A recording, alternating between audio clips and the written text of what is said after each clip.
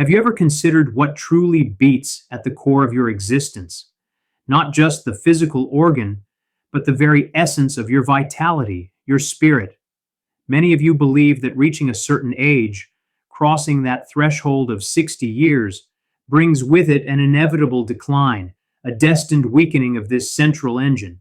But what if I told you that much of what we perceive as fate is in fact a consequence, a subtle, often unconscious result of habits we've cultivated over decades? What if the real danger isn't time itself, but the silent companions we allow to reside within our daily rhythms? If you truly wish to understand the power you still hold over your own well-being, if you seek to uncover the profound truths that can redefine your later years, you must stay with me. The final insight I will share is not merely information. It is a key that unlocks a different path, a path to reclaiming your strength. Don't let this understanding slip away. Silent stress. We often speak of stress as an external force, something that assaults us from the outside. Deadlines, demands, the relentless pace of the modern world. But for many who have crossed the threshold of 60, the most insidious stress is not external. It is an internal landscape, a constant hum of worry, a subtle anxiety that has become so deeply ingrained, so familiar, that it feels like a part of their very being. This is the stress of unspoken expectations, of past regrets that linger like shadows, of a future viewed through a lens of apprehension. It's the quiet pressure of feeling overlooked, of grappling with the changes in the world around them, or the perceived loss of their own former capacities. This internal pressure, though unseen, is a relentless sculptor of the heart. It constricts, it tightens, it forces this magnificent muscle to work harder, perpetually pushing against an invisible resistance. We must understand that the heart is not merely a pump, it is an organ of profound sensitivity, an echo chamber for our deepest emotional states. When we allow this silent stress to fester, to become the background music of our lives, we are actively eroding its strength, diminishing its capacity to beat with the freedom and power it was designed for. We mistake this internal turmoil for normal aging, when in fact it is a habit of response, a habit of perception. The path to a strong heart at any age begins with acknowledging these internal landscapes and learning to cultivate an inner stillness, a profound calm that transcends the superficial chaos. Stillness lost. In our modern existence, particularly as we age, there's a peculiar phenomenon, the pursuit of constant activity, yet a profound loss of true stillness. We fill our days with tasks, with distractions, with the well-intentioned but often overwhelming advice to stay busy or remain active. And while physical movement is undoubtedly vital, I speak not just of the body, but of the mind and the spirit. We become habituated to a relentless mental chatter, a constant processing of information, a perpetual engagement with the external world. There is an aversion to quiet, to solitude, to the spaces between the moments. This loss of stillness is a grave disservice to the heart. When the mind is constantly racing, when the nervous system is perpetually activated by external stimuli or internal rumination, the body responds in kind. The heart does not receive the necessary periods of deep rest, of true regeneration. It is like an engine running at a higher RPM than necessary, day in and day out, year after year.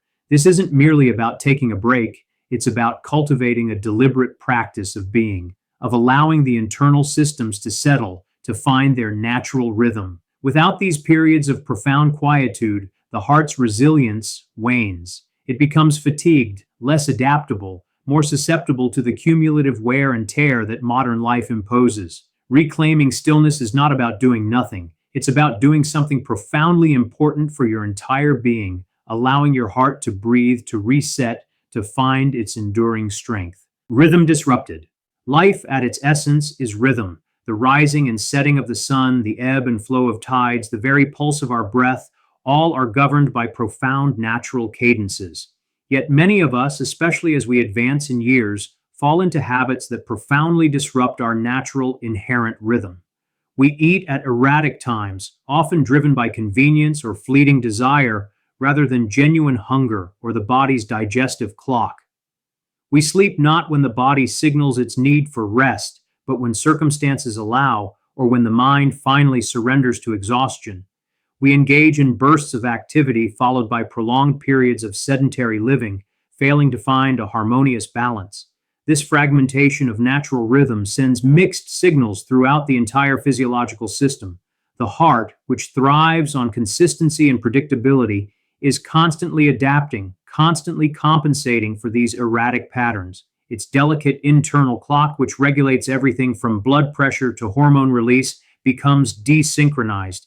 It's akin to a conductor trying to lead an orchestra where each musician plays at their own tempo.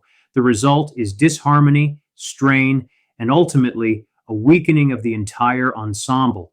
Reclaiming a conscious, deliberate rhythm in our daily lives, consistent sleep patterns, mindful eating, balanced activity is not a rigid discipline. It is an act of profound self respect and a fundamental way to support the heart's enduring vitality. It is about aligning ourselves once more with the natural flow of existence. Nourishment neglected. When we speak of nourishment, most people immediately think of food. And while what we consume is undeniably critical, the neglect I speak of extends far beyond the plate. It is the neglect of genuine, deep nourishment for the entire being. For many, as they age, food becomes a habit, a comfort, or simply a necessity rather than a conscious choice to fuel and fortify the body. They consume substances that are devoid of true life force, processed imitations that merely fill a void but offer little in the way of vital energy. This fundamental disregard for the body's deepest needs in terms of sustenance leaves the heart working with diminished resources. It is forced to labor with a lack of essential building blocks, like an artisan trying to create a masterpiece with inferior materials. But beyond physical food, there is the nourishment of the mind, the quality of our thoughts, the information we consume, the conversations we engage in. And there is the nourishment of the spirit, the pursuit of meaning, the connection to something larger than oneself, the moments of profound gratitude and joy.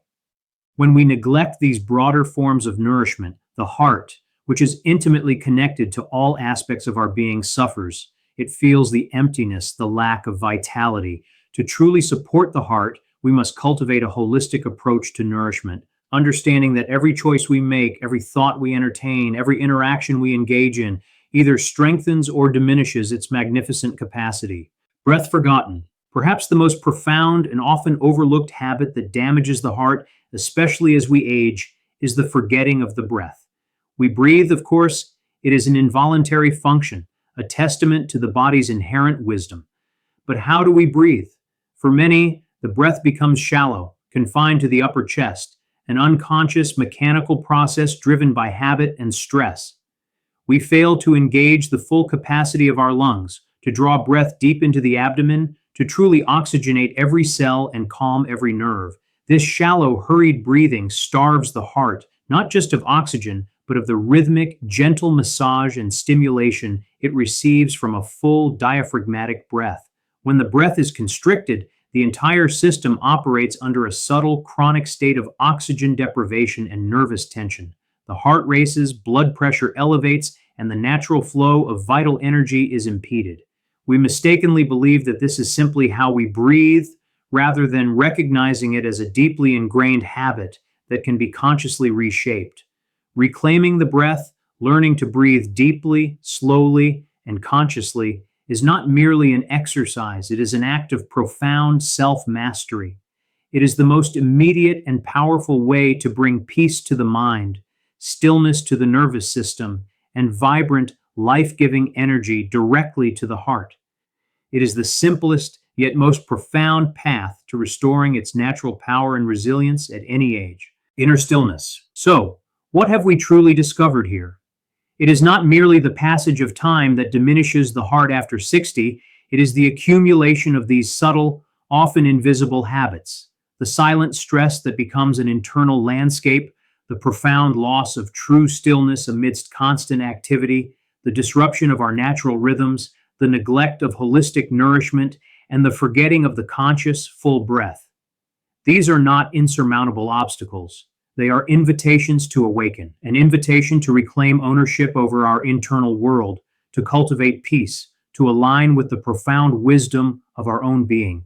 The power is not outside of you, it resides within. the choice to observe, to adjust, to embrace a different way of being. This is the ultimate act of defiance against perceived limitations. It is the path to a heart that beats not just with life, but with vitality, purpose, and enduring strength far beyond any number on a calendar.